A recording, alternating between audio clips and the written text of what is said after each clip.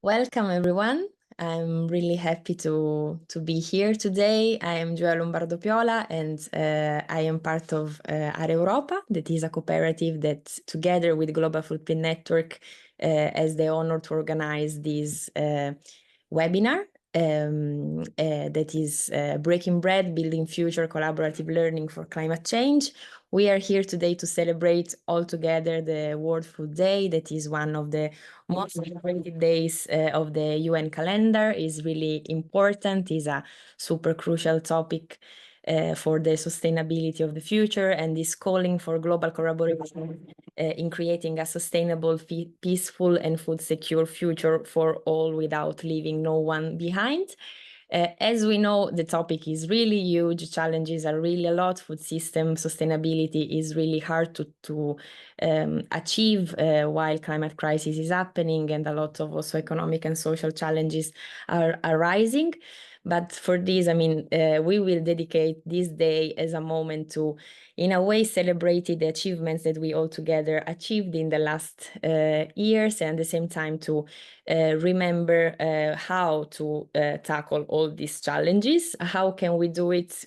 One of the tools that we have is collaboration. So keep on learning, keep on collaborating, and food systems, since it's really a complex topic, needs the effort of everyone. So today we are here with different voices, different organizations, schools, teachers that will present amazing projects that in the last months and years try to give their contribution in going toward this concept of sustainability of food systems, targeting different people and using different methods and tools. So we thought that one of the biggest the best things that we could do in order to celebrate something so important was to meet all together, and with this picture of breaking bread, so sharing best practice, tools, experiences, initiatives in order to contaminate ourselves and somehow with different tools converge towards the same challenge that we are all facing, and as human beings, professionists, and lifelong learners. So we have only 1 hour together, so we will try to be I will try to be brief, also because we have different people that will have amazing things to share. And the idea is that we will have a first part of the webinar in which each speaker that now I'm going to present will briefly tell you about their projects, and so the main outputs and the main objectives of their projects. And then we will have another half an hour altogether in which we will chat, and we will try to speak in a really informal way as we were around a table. Following different questions that, if you want, could also come from the public. So we have a chat, so if you have some curiosities and some question that you would like to make to one of our speakers, please feel free to intervene, and we will be glad also to give the floor to you. Going in concretely to understand who is here today, I'm really glad to say that we will present briefly 8 projects coming from different organizations. The first one is the Food Odyssey project, that actually is the framework in which we are organizing this event today. It's the project that had the idea of making this networking event. And we will have Deborah Barioni from Global Footprint Network. Then we have Silvia Fagioli from the Association of Teachers and Managers of Schools from Italy, that will present IATUS. Caterina Rivio, that will present FOODSHIFT Pathways. Then Eloy Miranda, sorry if I mispronounce some names, please let me know when later on, so I can also improve my pronunciation, that will present SOS Food. Then we have Francisca Cardoso, that will present 3 different projects that also targets the same topic from different angles. And last but not the least, in a little bit different way, there is the Spoon project presented by the Otto Cool Institute from Beatrice Meo. I will shut up and give the floor immediately to Deborah Barioni for speaking about the Food Odyssey project. So Deborah, feel free to intervene and tell us something about this learning journey. Thank you very much, Julia, and hello everyone, and happy Erasmus Days. I'm delighted to introduce the Food Odyssey, an Erasmus Plus project that turns sustainability education into a real adventure. So the project brings together 4 technical partners and 4 vocational schools from Italy, Spain, Greece, and Slovenia, all working together to innovate how we teach and learn about sustainability in the agri-food system. At the beginning of the project, we developed a teacher's toolkit, a set of educational resources to help vet teachers introduce key topics such as the climate crisis, sustainable food system, and ecological footprint, while experimenting with creative and participatory methods like gamification and edutainment. We then complemented this with a student's toolkit, which provides ready-to-use classroom materials and interactive activities that encourage critical thinking and active participation, all connected to the team exploring the project. But the renovation came with the creation of the Food Odyssey escape room. This interactive experience transformed classrooms into immersive learning environments where students must solve challenges related to food waste, resource allocation, plate waste, and biodiversity. Through this game, they learn about sustainability by doing, collaborating, and reflecting, not just by listening. Between spring and autumn 2025, the escape room was tested in all our partner schools, involving both teachers and students in a sharing learning process that proved how play can be a truly inspiring hours and change method. By the end of the project, all materials, including the teacher's toolkit, the student's toolkit, and the escape room and its guidelines, will be freely available online so that any school in Europe can join the adventure. So in short, the Food Odyssey is more than an educational project. It's an Erasmus journey collecting, an European journey collecting knowledge, creativity, and action for a more sustainable future. So thank you all of you for your presence here, and invite you to explore more on our website.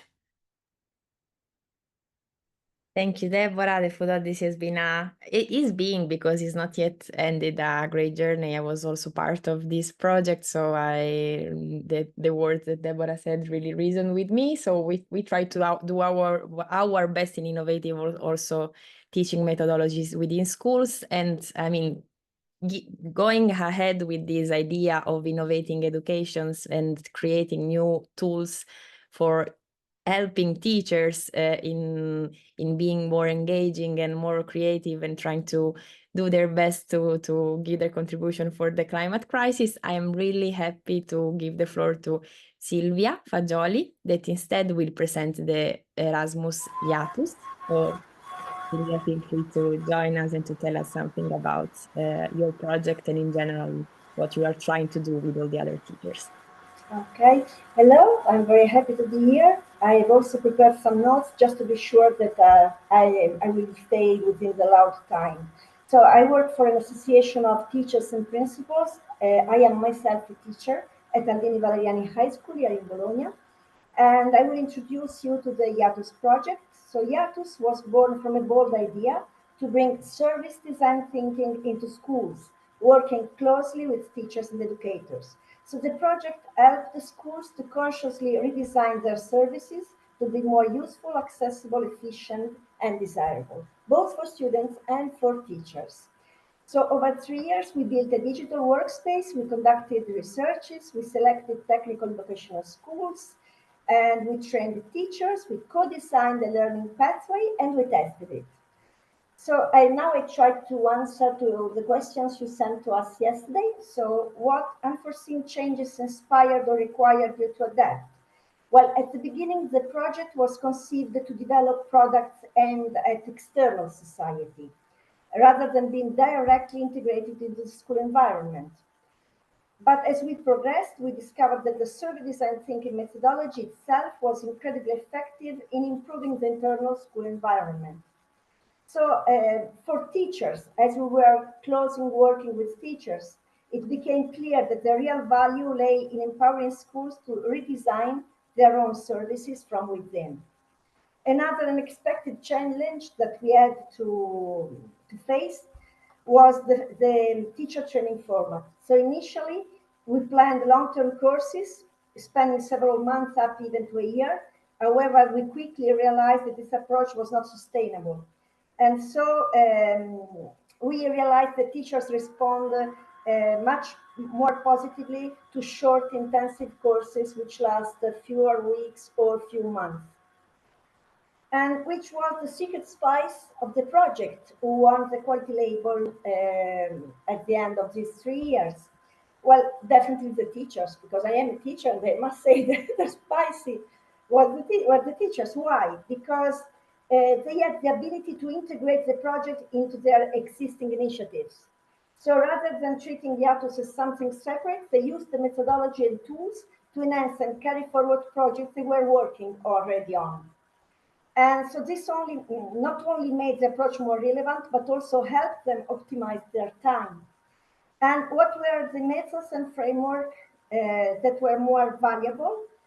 Well, we developed a Moodle platform, but both the teachers and the students didn't like it because they find that Moodle platforms are outdated, they're not user-friendly, while they liked a lot the methodology, especially the first step, because before designing anything, they had to explore and understand the needs of their peers and teachers.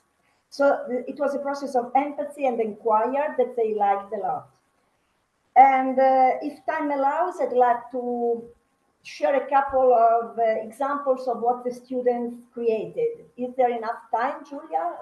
Silvia, I thanks so much, first of all, for your sharing. I know that you have you have to go really soon, but I will go ahead with the presentation of a different project, and then we can go back to what you were presenting immediately when we finish the presentation. So we know more or less who is here, and then we can keep the sharing, if you agree with that.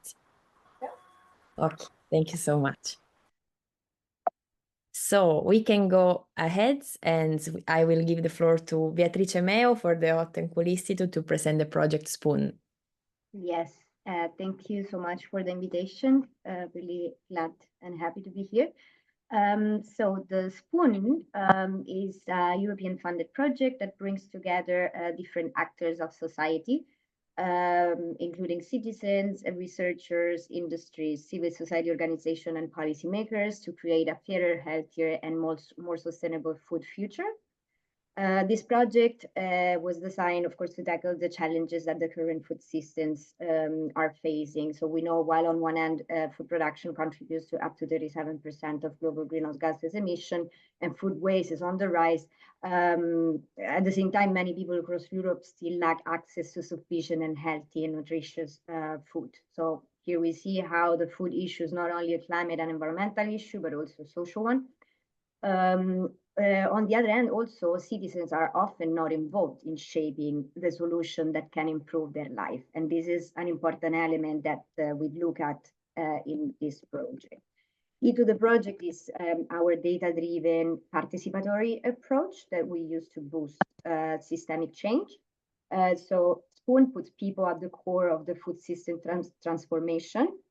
In fact, our method empowers individuals to create insights and co-design a solution.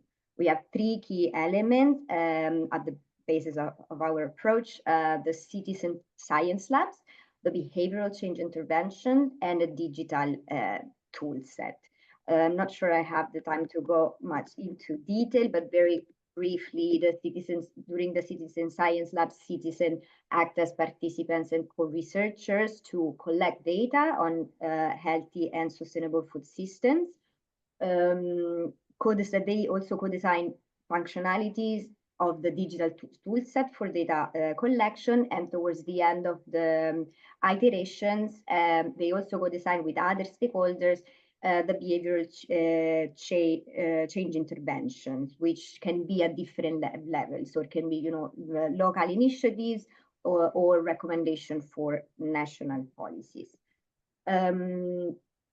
So what we want to achieve is an understanding of the food system, shape food behaviors through by applying behavioral science and by creating this behavioral change intervention with all the actors of society, promote digital innovation, and then empower decision makers by providing them with evidence and community perspective as well to support more inclusive policy solutions. Thank you, Beatrice. This is super interesting also because it brings on the table another important concept that is the food justice. I mean, we speak a lot about food sustainability and we sometimes forget that there is not real sustainability if there is not only the social part. And so I think that this project is super really interesting. And in general, I have to say that preparing this event was really inspiring because we can really understand in how many different ways that these topics are tackled. And so I'm really looking forward to looking inside this data-driven approach that you had. So thank you so much for sharing this with us. I will keep on speaking about this for years, but unfortunately we don't have a lot of time, so we can go ahead with the next project. And so I'm really glad to give the floor to Caterina Riviu to speak Hello, about everyone. Thank you, Julia. Happy World Food Day. Thank you very much for the invitation. I'm really glad to be here. My name is Katerina Riviu, and I come from the Research and Development Department of Ελληνογερμανική Αγωγή, which is a private educational institute, a school basically, located in Greece. And well, I have been initially invited to present FOODSHIFT Pathways, which is an Erasmus Plus project that tackles the challenge of the needed food system transformation through transforming teaching and learning. And how we try to achieve that is by providing the educational community with proposed teaching materials that encourage innovative solutions through hands-on learning activities. And our goal is to guide teachers and students towards more sustainable food practices by applying the whole school and the living labs approach. So with this goal, we have created interactive resources and educational videos co-designed by and for teachers. And these materials serve as tools to promote methodology and to transform schools to act as living labs. I would like to briefly also refer to Clever Food project, which is an Horizon one. And in this one, we have created the interactive Clever Food for Everyone exhibition, which is currently hosted in Copenhagen, Denmark, since the exhibition follows the EU presidency countries. And this exhibition showcases the dynamic nature of our global food system. And on top, we have collected resources and we have assembled the toolkit for education designed to support formal, informal, and non-formal educators. And more information is available on the respective project websites. And I will be glad to reply to any questions. Thank you very much.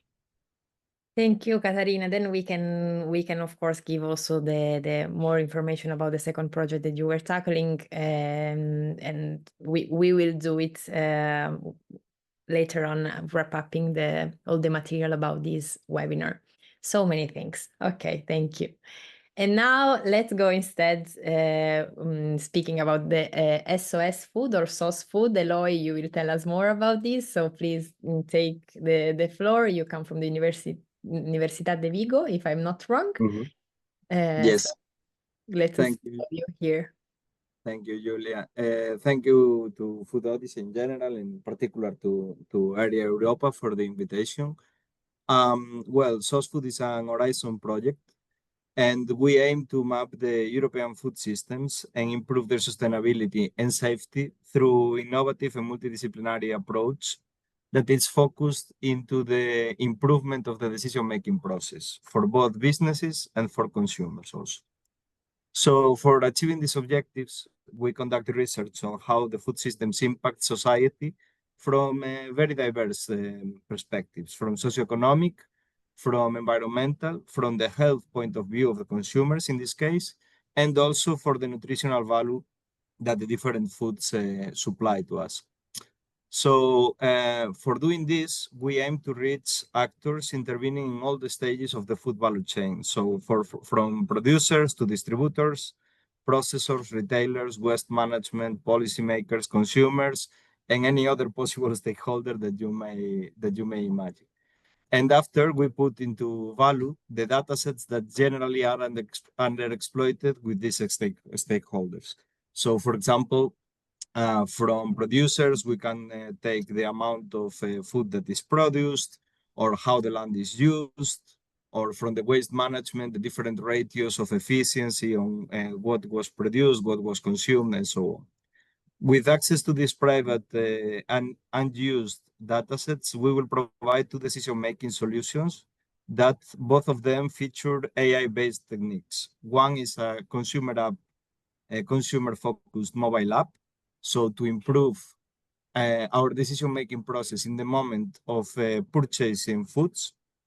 And another is a management dashboard for companies in early stages of the food value chain so that they can manage more efficiently their food production and to try to ensure that it's more sustainable and less impactful, environmentally speaking. Additionally, the project also aims to develop a new food eco-healthy fingerprinting plot that can surpass the limitations that some of the existing ones have, and also set new standards on the food labeling. And I know it's a lot of info. Wow. It's there, okay. Of course, we are available for any question or any contact.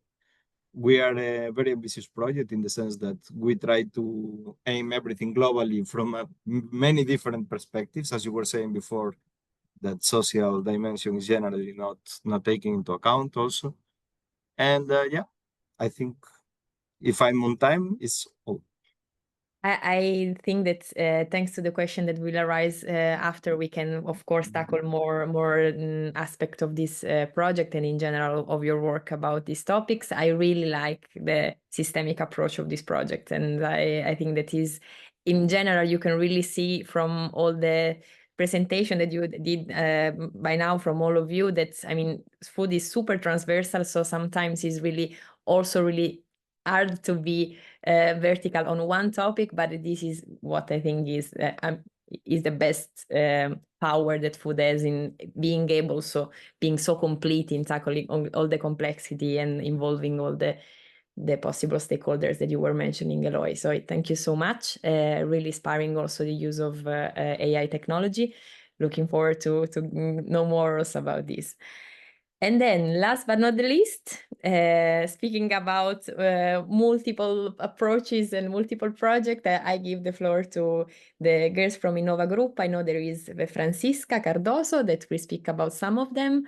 So please you are welcome to start from the one that you prefer from these three and tell us something about what you are trying to do in these journeys. Thank you.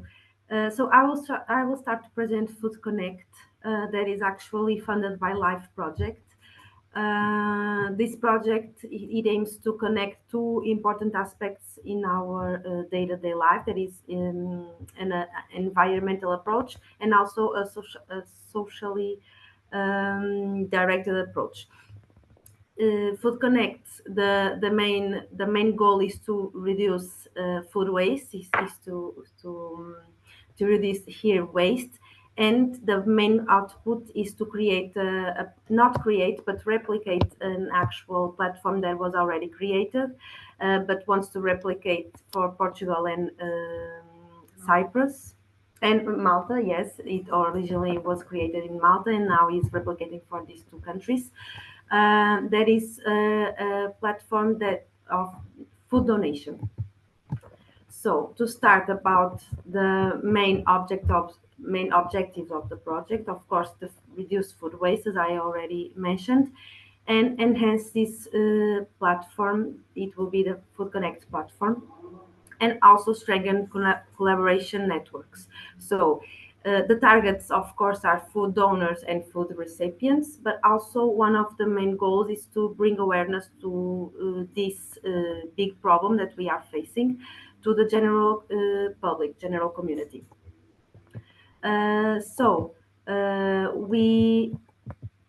We are now developing the analysis of the market to be able for us to replicate this platform in those two countries. And also one of our main outputs, results will be to develop a replication guide that will allow other European or more countries to replicate also this platform in their country. And this is it for Food Connect. I will now present LCA Care. LCA Care project is funded by Erasmus and it aligns with this webinar in our team in the sense that it acts in the agri-food sector. LCA Care has the main objectives of bring together higher education and training providers to create an innovative tool focused on improving environmental performance for SMEs that acts in agri-food sector. So it aims to develop, test, and experiment an innovative tool that performs life cycle assessment. That is a super specific term that I will not explore now because of our time. But also at the same time, it seeks to provide capacity building for companies and education providers to optimize the environmental impact of products and to promote eco-innovation process in the industry. So this connects SMEs, vet providers, and higher education institutions.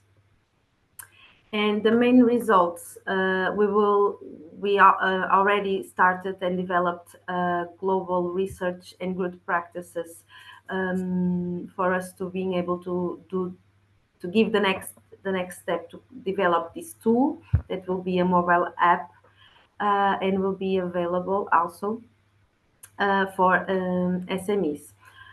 The next step will be, and we are now working on this, building a capacity building for SMEs and also a master program with in this area. And I will give now the floor to my colleague Rita Reis that will present the last project that we bring today. Thank you, Francisca. Welcome, Rita. Teresa. Hi, everyone. It's a pleasure to be here. I'm presenting a ProChef that is a mentor tech project from Erasmus, but it's the group from Innova, so all the same, not the same. So the ProChef develop a comprehensive training concept for implementing a protein shift in the institutional kitchens, promoting the adoption of the plant-based proteins.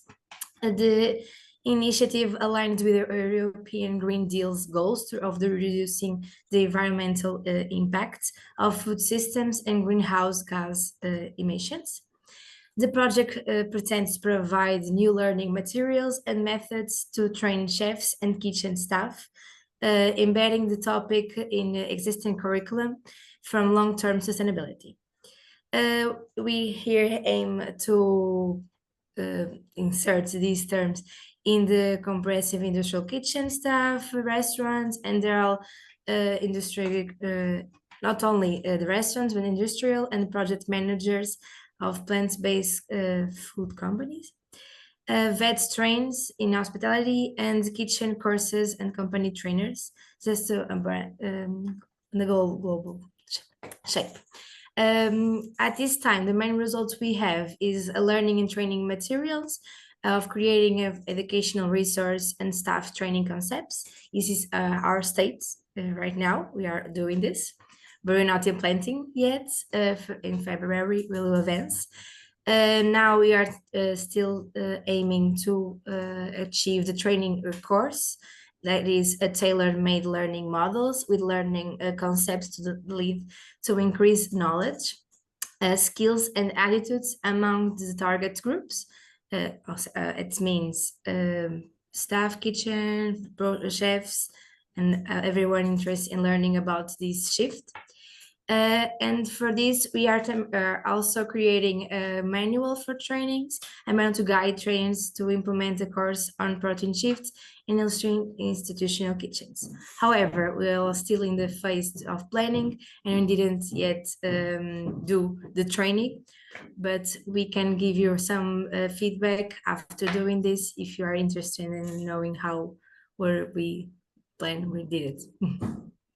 Thank you, Rita. Yeah, definitely, because this protein transition issue is a huge one and is, of course, will be super important to know more about this. So for sure, we will ask you for updates, or we will follow the journey of ProChef. So thank you so much. I feel a little bit in the most positive way you can take it as I'm overwhelmed by all these inputs. I feel more like in a brainstorming session in which a lot of ideas pop up, and really grateful. I'm really grateful for listening to all the different project initiative you are bringing on. And I think that's for what Francisca said, what is really nice of this kind of opportunities that we try to create is really to learn from each other. And you spoke about replicability of the project, so it will be amazing to take the best practices that you are all creating in different place and maybe try to bring them in another level, so in another place. And so the innovation is the fact that you are trying to innovate something that already worked in another context, but keep on contaminating each other in different territories. So thank you so much for this overview of all the amazing things that you are doing. Now, let's have some time. We have still half an hour, so congrats to you all, because you had amazing timekeeping, and so thank you for this. And we will try to have like a super informal conversation as we were around the table to understand more about how this project have been implemented, what you learned through the process. And so we can also try to learn from each other experiences, and trying also to understand which will be the next steps after the project to keep on this challenge that we are all facing. And speaking about things that change, the first question that we wanted to ask to all of you is about which, just like every recipe evolves, so you see here like a change of onion in also according to the biodiversity, we understand that there are tons of opportunities in order to improve a process, a recipe, a dish. We wanted to ask you which are the unforeseen changes that have inspired you along the journey, and how you adapt to these kind of changes. And in order to be really consistent with this kind of question, I will give the floor to Silvia, that I know that wanted to say something else before going away, because unfortunately she has to go. So speaking about things that change and programs that change, Silvia, if you want to take the floor to tell us something, not only about this question, but about what you wanted to share with us before, please feel free. And then we can go ahead with the brainstorming and the discussion around these topics. Thank you. Yeah, sorry, I realized that I actually answered to the questions during the speech, because yeah, but this was amazing. I mean, you have been synthetic, but really on point. So, I mean, these are also about being adaptable. So no worries at all. But yeah, feel free to add something, because you told that there was something else that you wanted to share. Yeah, and the other thing that I noticed is that actually our project was not about food or food sustainability. It was rather about the methodology, the service design thinking methodology, and how to integrate it in school context. Because, I mean, teachers are always overloaded. So you cannot ask them to do more than what actually they do. So it was a matter of integrating the methodology, but it would be nice to experiment this methodology now that they are used to it with different topics like food, because actually what they realized was not about food. One of the things that the student created was a disconnected room. A disconnecting room was a room where they had to leave out their mobile phones and to have an environment which was, how can I say, absolutely without mobile phones, but was rich in learning experiences. And this project won a lot of prizes in Italy. And it was actually realized using the methodology they experimented during the project. And another thing that they realized at Aldini Valeriani, together with the company, an IT company, was a mobile phone app to organize sports events, both inside and outside school, so that they could meet each other and organize like volleyball or football tournament, and both teachers and students. And this was done because it was it was the sport teachers who expressed this need. So the students interviewed the sport teacher, they tried to understand what they wanted, and then they designed the mobile app. And the nice thing about this methodology is that you need to use empathy. You really need to use empathy, and it is something that sometimes students do not use, or at school, they don't use it often. And that's it. Thank you, Silvia. You tackled a really important point, and so thank you first of all to share this. I think that is really important to have you all teachers with us, project designers, because you are the ones that are really every day with the young generation that really need this kind of approach that you are saying, because it's true that a lot of time empathy is missing from the learning programs, let's say. So it's more a kind of soft skills that sometimes I've been forgetting. And it's super important also to be linked with what also the others were saying before me about behavioral change, because also behavioral change is something that is connected also with kind of emotion and understanding with different parts of our body, what is going on. So thank you so much for this.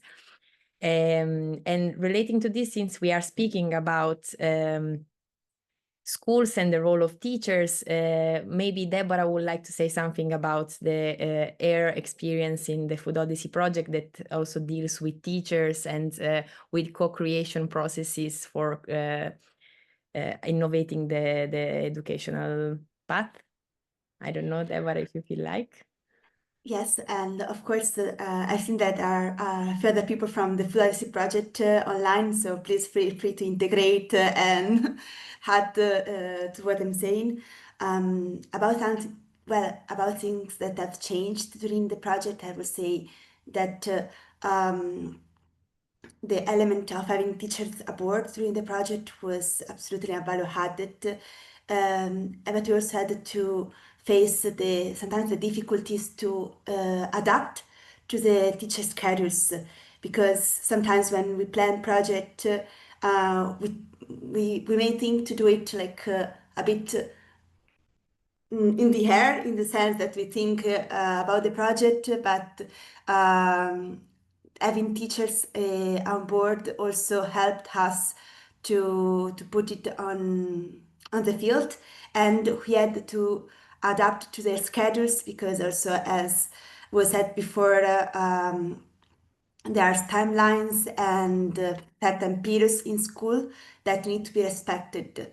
And I would say that this was something that we needed to adapt for, but also it was great to see how the teachers were involved in the end and how all the project was brought in the school. I think it was the biggest highlight and the biggest satisfaction at the end when we seen the teachers and the students working on the project materials and the escape rooms and bringing it into the school, directly in the school. I think was the best moment. So some challenges, some adaptation, but then the satisfaction. Thank you, Deborah. I can also subscribe what you are saying. I think that the adaptation skills within a project are really, really important, and still we can learn from them. So thank you so much for sharing this part. I don't know if there is someone in particular that wants to take the floor and share his experience about this. I guess that all of you had to tackle, to be engaged with a lot of different group of people that have different needs and different expectations. So while Eloy was speaking about source food and you were mentioning so many different group of people involved during the value chain of food, I was really curious about how did you manage to adapt to some changes that you may be foreseeing during the project. So Eloy, if you want to take the floor, or whoever. Yeah, sure. Well, how did we manage? I don't know if we managed yet. We are thriving through that. The thing is, I actually forgot about to say this. We are implementing source food in 3 different case scenarios. So we are taking it at regional, national, and the local base. For local, we have Athens. For national, we have Lithuania, and for regional, we have Galicia within Spain. So the thing that we are doing is that we are trying to collect a lot of data, as I said before, private unused data mostly, not because we refuse public repositories, but those are not a novelty, right? So we depend highly on trying to negotiate a lot for intake data from, I don't know, business associations, private companies, consulting companies that maybe make research on this matter, private research from universities that is to be published, and so on. So this was one of our main struggles, in the sense that for making these AI-based techniques, tools, no, that we have, the consumer app and the management dashboard, we need first to train those AI systems. And for training them, we need a lot of data, but truly a lot. And we have the difficulty also of that data being representative, not only in one of the scenarios, but also being possible to extrapolate it to the other 2. And if we want to do a source food tool, let's say in the future, to try to map other regions in Europe, that also is replicable, right? So that's kind of a good challenge. At the beginning, we were very optimistic on our previsions of how fast we would collect data. We had to reformulate that, and we had to put a little bit more of a negotiation, and we started also to collaborate with much more projects. We are part of a cluster now, but we also try to do like bilateral agreements. And through this, some doors are being opened. But it has been a trip just so far. We are right now around the middle phase of the project, so we still have a long way ahead. But we are starting to have enough data sets and enough data collection success as to say that the final results are being on the way, you know. But it has been knocking a lot of doors, sending a lot of emails, and it's... I can just imagine, Eloy, but yeah, it's pretty much clear the struggle you are going through, but I like your optimism of will, so good luck with it, and I'm sure you will try to find a way, for sure. Of course, if anybody here wants to share data, we are always open. And we can... maybe Beatrice can tell us something about their way to collect data, to deal with data, since you spoke about the Spoon project as also a data-driven project. So I don't know if you feel like... Sure. So, yeah, by listening to Eloy, obviously I found some clear connections with the Spoon project, but I have to say that our data collection process, it's quite at a different scale, in the sense that I see that for SOS Food, the data collection is happening with actors throughout the entire supply chain. So it's a bit more challenging to get in touch with all of them and gather enough data for the AI training and so on. In our case, what we are working on at the moment is, so the data collection will happen at two different levels. On one end, there is a large-scale survey that we're working on, and we will send out in the 6 countries that the 6 pilot countries that where we are implementing the project, and it's only to consumers, so individuals.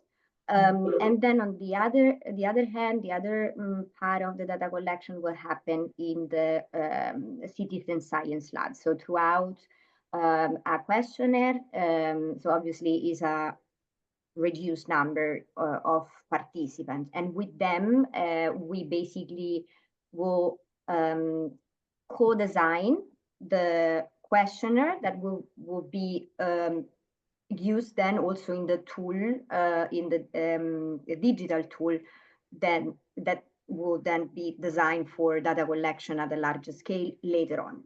So it's a different set of a different process and goals of data collection. And in terms of changes that we experience, we are still in the preparatory and coordination phase. So as I was saying, we started designing the survey, the large scale survey that we will publish and launch in December or January, while the citizen science lab will happen over 5 iterations, but starting from next year, which means that I can't really speak of big changes that we experienced so far, but I'm sure that going ahead, we would have more examples on this. Thank you, Beatrice. I just wanted to make a comment. Like, we are also going to do surveys because we also need the consumer perspective, you know. So yeah, it's a bit I don't know, maybe in some way it's possible to explore there if there is any connection. I know that a couple of our partners are there in Spoon also, so they will keep you posted on problems and challenges. Yeah, for sure. But I will definitely going to reach maybe. Yeah, sure, cool. Great. Let's try to help each other in dealing with these kind of problems that can create opportunities. So I'm really happy if you manage to keep in contact. And I think that we can move to the other question because in any case, everything, like always, is interconnected. But let's try to see it not from a things that have been changed, but about which were the secret the secret spices, so the most important ingredients of your project. And so maybe always speaking about involvement of citizens and citizen science and collecting data, and going moving to the, let's say, the bright parts of the project. Maybe Caterina wants to share something about the FOODSHIFT Pathways and about which were the most important ingredients of your project that you experienced so far. Yeah, thank you for the question. I think proposing hands-on experiential activities has been one important secret spices, as well as the co-creation process. So we have proposed as a project some materials to teachers, but through interactions with them, through webinars, in-person workshops, the summer schools that we organize, which are teacher training activities, 5 days long ones. We have the opportunity to interact with teachers and collect their feedback, their input, their needs, because it's important to address them in the whole process, and putting them together to collaborate and co-create activities. I think this is an important element. And of course, depending on the countries, there are different contexts, and so it's really important to have also the teachers' input and the generated resources from their side. So give them the voice, the floor to co-create with us. Thank you so much. I mean, this co-creation process is something that we already heard in different projects that been presented. That is really nice also because this is also what World Food Day is about. So co-creation and collaboration in creating a more sustainable food system. So I really like that is something that we saw. And one final little comment, because we also try to apply the schools as living labs approach. So we need to include also other food system stakeholders in the process, which can also be tricky, but it's also very vital because as we heard a couple of times, food systems are quite complex, they are systemic, and there are so many actors involved. And so it's really important to open up the schools to these stakeholders as well. Totally agree with that. So thank you so much for sharing this. And speaking about different stakeholders, if I have to go back to the presentation of the project, I'm wondering if Francisca and Rita would like to intervene because with Food Connect, LCA Care and ProChef, you are trying to involving SMEs, chefs, but also citizens. So it's a quite multi-level approach that could be interesting also to tackle. So if you want to tell us something about which was the unexpected ingredient, the most important one, or in general thought about this, we will be super happy to hear you. Yes, for example, in Food Connect, we are developing a podcast, a national podcast. And in the 3 countries, we are making some developing and recording some episodes in our national languages. This facilitates the communication with our stakeholders. As Katarina was saying, depending on the context and the country is really different, the approach we have to have with them. And this brings, we call directly our target groups and the actors that really are important, and we give them voice to what we are doing, to our awareness campaign, to also touching in the point of data collection. We also did that with them in the first phase of our project. So I guess this facilitates a lot. I mean, we just published 1 episode until this date, but we recorded more and we have more to publish. And we are really counting that this will be a great help and a great kickoff to the next level. Thank you, Francisca. Are the podcasts all in English, or you are also translating them in the national languages? I mean, not every partner, because we are more than 1 in each country, but at least 1 per country. I mean, it's a shared responsibility, but in each country we are doing national episodes. So we have, let's say, 3 podcasts: 1 in Malta, 1 in Cyprus, and 1 in Portugal. And they are not in English; they are in the national languages. We have a big awareness campaign that a plan to do that, and everything is in English except these podcasts that are the ones that require more work. Also to give face to the partners that are working in developing the results. And it's in national languages, yes. Thank you. Sorry, I mean, what was an out-of-the-box question, just because I was curious, because we also did a lot with creating content, and sometimes we ask ourselves which is the best way, because it's of course English create this kind of opportunities like today to share thoughts and best practices, but it's also when you speak about podcasts and you want to go really be impactful on people, sometimes national language can be the best solution. So it was just a Yes. And also we have now a lot of tools that can translate develop subtitles and translate to any language, and it's really easy with AI nowadays. So Yes. Totally agree. Also in ProChef, yes, we are, as Rita said, we are now having, we are preparing everything to have now a train the trainers, the workshop with the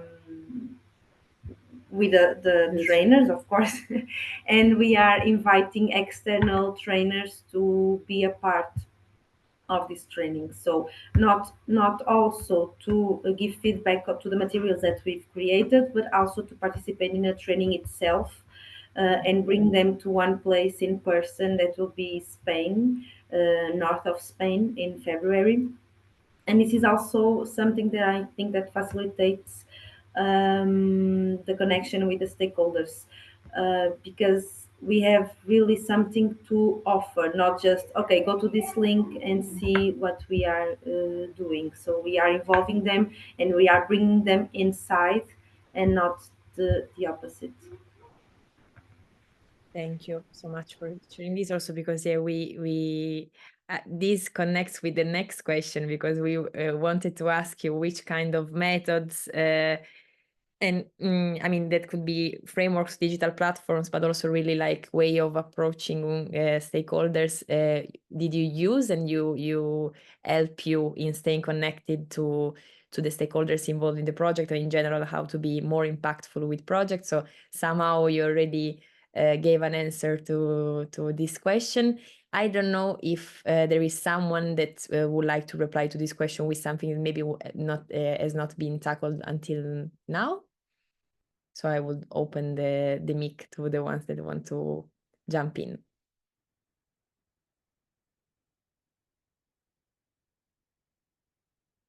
And if not, because unfortunately right now I cannot see your faces, so I don't know if you are also communicating with your smiles or not. May I add here a small intervention? So we heard before about an approach being developed and then applied in the school context. So in our case, it has been the Schools as Living Labs approach, and initially the SAL project, which has developed a repository and a community platform that teachers and schools might use.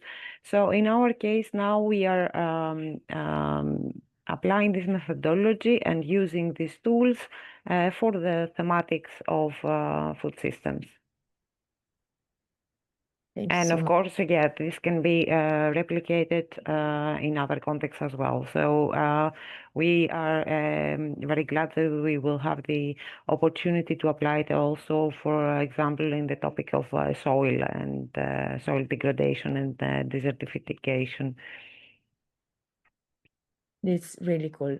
Thank you so much for sharing this. I think that in general, a lot of different kitchen utensils have been mentioned until now. So we spoke about gamification, living labs, different way to engage with people, also to collect data, but also preferences and create dialogues with them. So thank you for having said all these things. I think that unfortunately the time is ending, but before going away, this was this last question that is more or less about which are the next steps, or we spoke about cookie techniques that you would like to use in the next project. I know that maybe this could be a little bit overwhelming right now because you are going through a lot of different projects already that are challenging and really inspiring. But if we can say what's next, maybe some project that also could involve all of us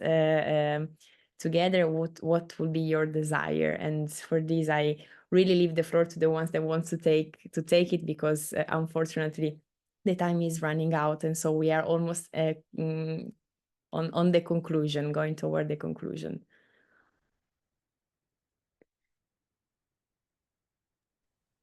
I mean, a lot of... Very briefly, just not to leave it unanswered, for me it will be the use of AI, and I would be glad to collaborate with you for the next steps. Thank you. Thank you also. Thank you so much. Okay. Also, because I mean, there are a lot of opportunities and limits with the use of AI, but I also think that this could be a really useful tool to help us in digging these complexities. So also looking forward. So let's keep in touch for this, because I was also like to dig it. Can I jump in, Jo, even though I have been Yeah, please, Jo. more on the background? I recognize your voice, so I hope that it's you that's speaking. It is me, Jo. Hi, everyone.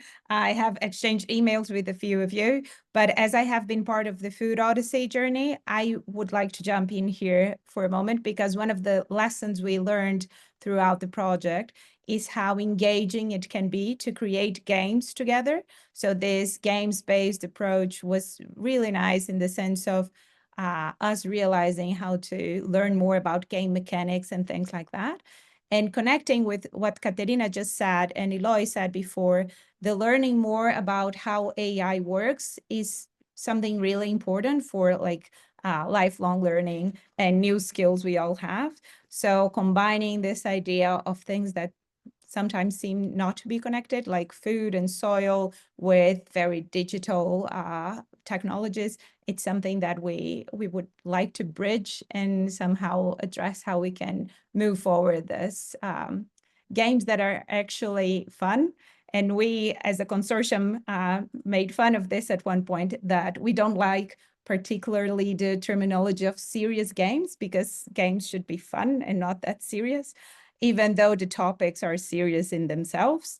And this is one of the reasons that we have been making a lot of play with different topics and different language expressions in different contexts, because we think this is something that connects us, and as food connects us. So I would mention this, that the AI digital realm connected with the having fun and not only being like functional and sustainable in the sense of efficiency is something that we would like to explore, and we think it's more engaging. And we are over time, so I'm sorry that I spoke. No, please, Anzi, thank you too, because this was really the one of the main points that I also brought home from the Food Odyssey experience. So thank you so much for sharing this. And I'm super happy now to see all you in face, because I didn't know how to do without not sharing properly the screen. So speaking about digital tools and learning processes, for sure, I will improve it next time. But so thank you so much for sharing your experiences. I think that the pathway is really long. So let's try to do our best in order to keep on walking through the concept of sustainability of food system, and in general of a better world. I think that's having fun and having this kind of opportunities to see each other, understand that we are not alone. We are all trying our best to do this on a different level, in different approaches, in different countries, is the key to keep equipped with hope and strength. So thank you so much, and I'm sure that we are going to see each other on different desktop, but also in different places, trying to do our best for this challenge. So thank you for being here. Thank you, Silvia, that stayed here until the very end. I know that you had to go, but I'm happy to see you still here. We keep in touch soon, and let's try to build a community of change all together. Thank you very much. Thank you. Thank you. Bye. Thank you. Thank you all. Thank you. Bye. Bye. Ciao. Thank you all.